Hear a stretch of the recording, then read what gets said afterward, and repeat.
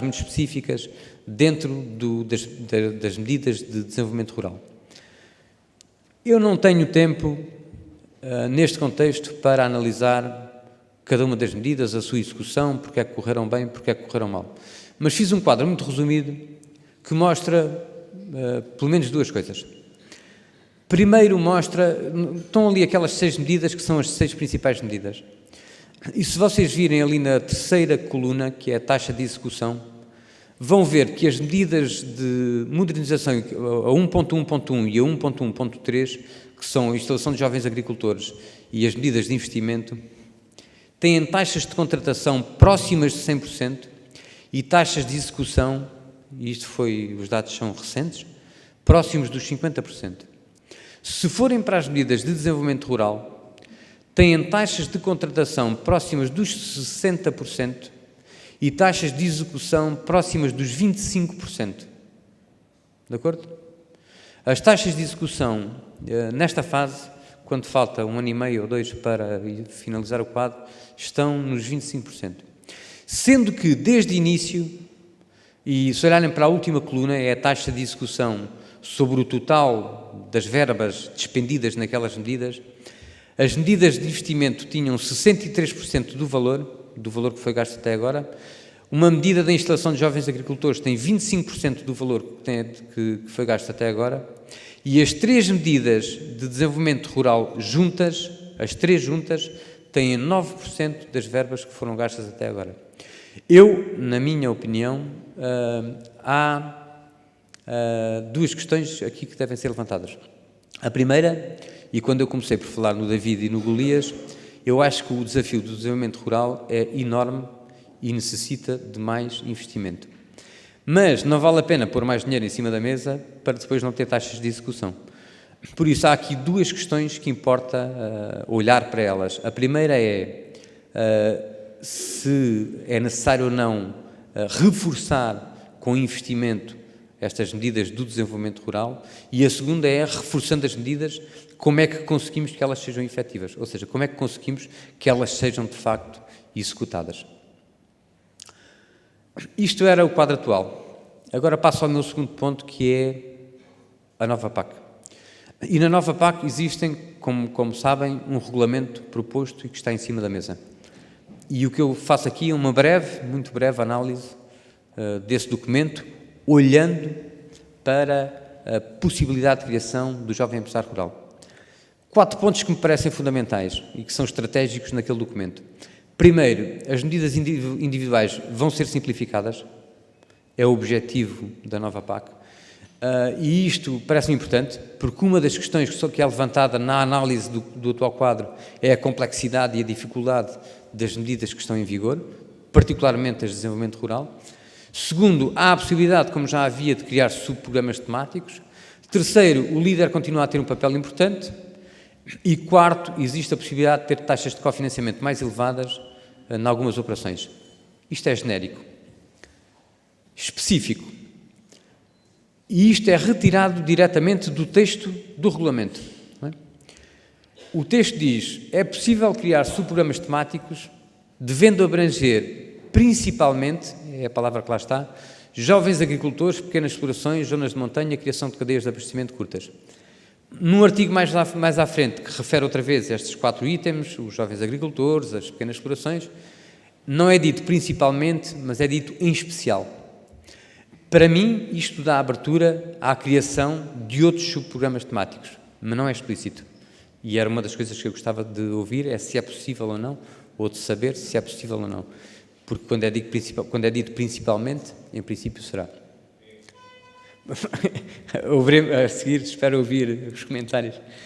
A segunda questão é: os Estados-membros devem ser autorizados a prever taxas de apoio mais elevadas para determinadas operações abrangidas por aqueles subprogramas temáticos. Eu vou-me adiantar um bocadinho e não sei, o que estão a ver aqui são 2 coisas. Primeiro, a primeira frase abre chapéu para a possibilidade de criação de jovem empresário rural, certo? Se isto for possível, a segunda frase abre o chapéu para a criação de taxas, de majoração de taxas no jovem empresário rural. Isto agora também não vou analisar em detalhe, vou só dizer que há essencialmente duas medidas que temos que analisar quando olhamos para a nova PAC. A primeira é, e é dito no regulamento, que todas as medidas de investimento vão estar centradas numa única ação, numa única medida, e é esta medida de investimentos em ativos corpóreos. E mais uma vez é dito aqui que as taxas de investimento podem ser majoradas em alguns casos. Infelizmente, e ao contrário do que é dito anteriormente, neste caso, e agora não sei que flexibilidade tem este regulamento, mas neste caso já não é dito nem especialmente, nem particularmente, é dito que as taxas podem ser aumentadas, majoradas, nos jovens agricultores, nos investimentos, numa série de ações, mas não, aqui, aparentemente, não dá abertura ao jovem empresário rural. Segunda medida no novo quadro, o desenvolvimento das explorações agrícolas e das empresas. Ou seja, isto é a medida do desenvolvimento rural. E nesta medida, esta medida abrange 3 ou 4 grandes rúbricas de investimento. E importa olhar para as que estão ali sublinhadas, e as que estão ali sublinhadas são: é possível ter uma ajuda ao arranque em atividades não agrícolas em zonas rurais. Estamos a falar de um prémio inicial de investimento em atividades não agrícolas em zonas rurais, e isto, a meu ver, é novo. Ou seja, o regulamento abre a possibilidade de criar um prémio de instalação, se quiserem chamar assim, a atividades não agrícolas em zonas rurais, e existe, obviamente, medidas de investimento em atividades não agrícolas, como já havia. O que me parece importante aqui é que o regulamento abre a possibilidade de criar um prémio de instalação e de criar majorações à figura do jovem empresário rural. Conclusões, e julgo que não me estou a estender muito, mais de 3 minutos, mas parece-me fundamental agora tentar sintetizar aquilo que disse. Primeiro, no quadro atual existe um conjunto de medidas diferentes, em alguns casos, e não sou eu que o digo, é a análise do PRODER que o diz, com enquadramentos complexos e pouco flexíveis, ou seja, os agricultores dizem, e quem gera o desenvolvimento rural diz que as medidas são complexas e de difícil aplicação prática, algumas delas, mas existe um conjunto de medidas que, em teoria, satisfazem as necessidades de quem quer investir em desenvolvimento rural. Não existe nenhuma ação específica dirigida a jovens no mundo rural, a não ser a medida dos jovens agricultores. Ou seja, não existe nenhuma figura, como existe nos jovens agricultores, dedicada ao desenvolvimento não agrícola, ao desenvolvimento rural. A existência desta diversidade de medidas não garante, no entanto, que os objetivos para os quais as medidas foram desenhadas sejam concretizados. E isto não acontece, ou seja, há aqui 2 pontos que têm que ser referidos. Primeiro, parece haver uma subdotação das medidas de desenvolvimento rural relativamente ao investimento agrícola, ou seja, a meu ver, poderia fazer sentido aumentar, reforçar as medidas de desenvolvimento rural, mas só faz sentido reforçar se de facto houver taxas de execução e de contratação mais elevadas, ou seja, se conseguirmos que elas sejam efetivas. Por isso, a pergunta-chave é se podemos ou não devemos reforçar estas medidas e como é que as tornamos mais eficazes no contexto da sua aplicação. Isto era a primeira questão e era primeiras conclusões sobre o programa atual. Segundo conjunto de conclusões sobre o desenvolvimento da figura do jovem empresário rural na nova PAC, no FEADER. Da análise que fizemos, parece-nos que existe abertura suficiente no regulamento, e mais uma vez gostava de ouvir isto discutido e comentado, existe abertura suficiente no regulamento para haver um apoio ao arranque, ou seja, um prémio, vamos chamar um prémio de instalação, aos jovens empresários rurais, e existe, por outro lado, uma possibilidade de majorar as taxas de apoio nas medidas de investimento, majorar as taxas de apoio aos jovens empresários rurais. Mas há vida, para dizer assim, há vida para além do FEADER, espero eu, e acho que a figura do jovem empresário rural pode e deve servir para muito mais que isso. Eu acho que pode e deve servir para potenciar iniciativas e medidas dirigidas aos jovens. Por exemplo, podemos criar uma medida de juros bonificados dirigidas aos jovens empresários rurais, e não tem necessariamente que estar relacionada com o FEADER. Uma questão muito importante, quer dizer, que é o papel em Portugal que a AJAP tem feito. Eu acho que é fundamental criar estruturas a nível nacional que permitam apoiar, como apoiam hoje em dia os jovens agricultores, que apoiam os jovens empresários rurais, e obviamente que aí há que beber da AJAP em Portugal, mas das estruturas dos jovens agricultores nos outros Estados-membros. E, finalmente, é fundamental agregar, simplificar, flexibilizar as medidas, e isto está previsto no novo regulamento, para se conseguir o mais importante. E o mais importante é atrair, eu não digo jovens empresários, digo jovens empreendedores ao mundo rural. Para acabar, e concluo aqui, a análise que fizemos até ao momento aponta para a possibilidade da criação da figura de jovem empresário rural, a criação desta figura como um conceito flexível e aberto, ou seja, pequeno ou grande, independentemente do setor agrícola, independentemente do jovem agricultor. O que é que importa analisar e discutir para além disto? Ou seja, é preciso ter a certeza que isto é possível, é preciso colocar a figura do jovem empresário rural nas políticas e nas medidas, se for possível, mas depois importa o quê? Importa também analisar e discutir claramente quais são as vantagens e as limitações desta figura e como é que ela pode ser implementada no regulamento e, mais importante que isso, como é que depois no terreno podemos criar boas práticas para ter a certeza que esta figura consegue o mais importante, que é tornar mais efetivas, tornar mais eficazes as medidas de desenvolvimento rural. Obviamente, há aqui uma questão importante que é como é que articulamos uma medida como esta no contexto das estruturas que apoiam os jovens, por um lado os jovens agricultores, por outro lado as estruturas locais, do líder, não é?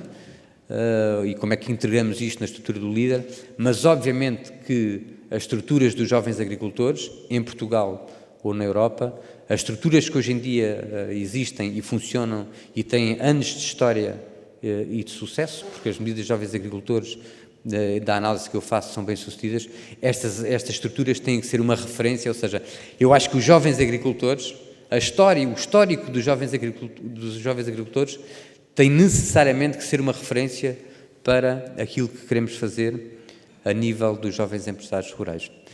E era isto, muito obrigado, e fico...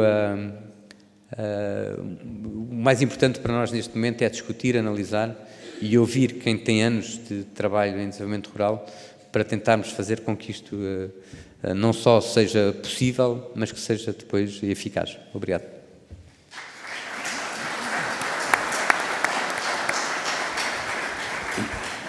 Muito obrigado, professor Dr. Luís Meira da Silva. Como perceberam, iniciar este painel com a apresentação deste trabalho era fundamental para contextualizarmos aquilo que era a base da discussão, que era tentarmos ver a necessidade, o que conceito e que reconhecimento a ter daquilo que era o empreendedorismo nos territórios rurais, com base neste estudo feito a pedido da própria Associação de Jovens Agricultores de Portugal. E é nesse sentido que a minha primeira palavra é para agradecer o tempo e o respeito pelos tempos atribuídos ao professor Luís Meira da Silva, que foi conciso e certamente não teve a oportunidade de expor tudo aquilo que é o conteúdo do trabalho, mas que permite que eventualmente possa haver comentários em relação a esta exposição. A segunda palavra é para agradecer o convite à Associação dos Jovens Agricultores de Portugal e reconhecer aquilo que é o seu papel e a sua influência e a sua responsabilidade em Portugal. É um dos 4 grandes parceiros estratégicos da administração e do governo ao longo destes anos, fundamental para representar os interesses dos jovens agricultores, mas também decisiva naquilo que é assegurar muitos serviços de apoio à atividade agrícola em geral e ao mundo rural nos territórios de baixa densidade. E nesse sentido, avançar para abordar este tema é manter aquilo que é o seu código genético, de tentar inovar e promover alterações e ajustamentos das políticas públicas naquilo que tem a ver com os desafios que continuamente estão em alteração. E, nesse sentido, o reconhecimento daquilo que é a manutenção deste código genético da organização e o seu papel e a sua importância para que o país possa ter a expectativa de que, com esta organização, para além de outras, possa alavancar e promover a economia dos territórios, fundamental para o país, principalmente no momento presente. E é nesse contexto que, em Portugal, que temos 85% de territórios rurais, em que, nesses territórios, a agricultura é fundamental, a atividade económica âncora, e por isso não há mundo rural sem agricultura. Mas também é fundamental termos presente que não há agricultura, agricultores ou jovens agricultores sem economia rural. Destruindo-se, degradando-se, fragilizando-se a economia rural, certamente que o jovem terá menos condições, será menos atraído para se fixar e desenvolver a sua atividade agrícola. E é num quadro de abordagem territorial, de abordagem integrada, daquilo que eventualmente pode ser a valorização económica dos recursos específicos de cada um dos territórios, os seus recursos endógenos, o seu potencial, naquilo que é consolidar no território uma economia que possa potenciar esses recursos endógenos que eventualmente esta figura e esta abordagem pode ter interesse, principalmente quando estamos num quadro de iminência de entrada do novo ciclo de programação de fundos, em que, para além do FEDER, há outros fundos, em que no quadro estratégico comum e no acordo de parceria poderá e deverá ser abordado, eventualmente, aquilo que seja a abordagem territorial com uma abordagem multifundos, em que, para além do FEDER, o FEDER pode eventualmente ser equacionado.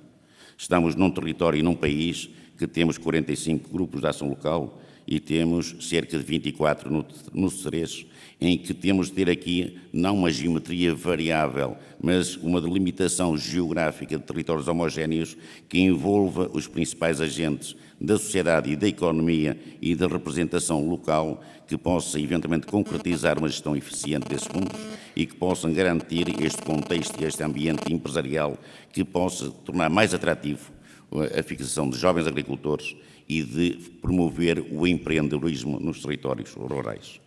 E é neste quadro que esta abordagem e a necessidade de avaliarmos o conceito de jovem empresário rural naquilo que será a sua definição e, eventualmente, tentamos acautelar nos instrumentos financeiros do futuro aquilo que seja a matriz da aplicação e do fomento e da promoção destas economias nestes territórios de baixa densidade que, eventualmente, importa acautelar. Agradeço ao professor Luís Meira da Silva, professor associado do Instituto Superior de Agronomia e que esteve na base deste trabalho, a exposição que fez. E temos aqui mais 3 palestrantes que iriam fazer comentários em relação a esta exposição, a este conceito e a este desafio. O engenheiro Manuel Grancinho representa e é técnico superior do Gabinete de Políticas e Produção Agroalimentar do Ministério da Agricultura, do Ambiente e do Desenvolvimento do Território e que, sendo a entidade do Estado português que prepara muito daquilo que é os instrumentos para o próximo ciclo de programação, nomeadamente os fundos para a agricultura e para o mundo rural, certamente em relação a esta exposição e esta proposta, certamente terá comentários pertinentes. A professora Lívia Madureira é presidente da Associação Portuguesa da Economia Agrária, professora da Universidade de Trás-os-Montes e Alto Douro, e certamente nesse quadro terá aqui, pela sua experiência, pelo seu saber, comentários pertinentes que podem ajudar a aperfeiçoar este conceito. O Dr. Mário Fidalgo é presidente da minha terra, que é a Federação dos Grupos de Ação Local do país, que durante 20 anos implementaram a iniciativa LEADER, tem muito conhecimento e experiência daquilo que nos territórios são as grandes carências, os grandes desafios, mas também as grandes potencialidades. E é nesse quadro, com a responsabilidade do passado, mas também com a expectativa para o futuro serem agentes ativos de dinamização e promoção da economia e da vida nos territórios rurais, que certamente nesta matéria terá aqui uma palavra importante a dizer. E é nesse sentido que iria passar a palavra a cada um dos 3 intervenientes para, neste quadro, tentarem dar o seu contributo, que pedia que fosse no máximo de 10 minutos, no sentido de poder dar aqui argumentos em relação a esta matéria. Passava a palavra ao engenheiro Manuel Grancinho. Muito obrigado, engenheiro Carlos Duarte. Começava por agradecer, portanto, o convite que foi feito à direção do Gabinete de Planeamento pela AJAP e para apresentar aqui a responsabilidade do Gabinete de Planeamento enquanto organismo que está encarregue ou que tem responsabilidade do planeamento do próximo período de programação e dos instrumentos de política do FEADER